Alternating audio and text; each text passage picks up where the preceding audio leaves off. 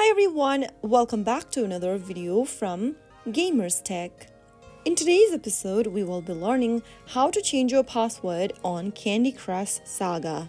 To change your password on Candy Crush Saga, launch open the Candy Crush Saga application on your device and from the home page, tap on My Account. Now, in order to change your password on Candy Crush Saga, make sure that you've signed in or linked with your King account. Once you are done, you will end up in this page where you will need to click on Change Your Password.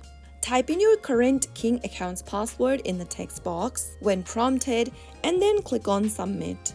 On the next page, create your new password.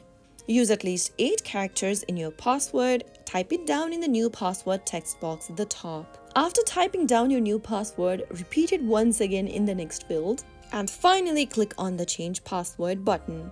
Soon after you do that, you will be able to change your password right away. So that's how it's easily done. I hope you found the tutorial to be helpful.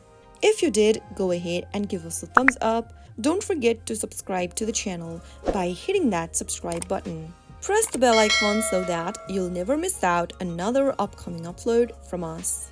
I will be back again in the next episode. Thank you for watching.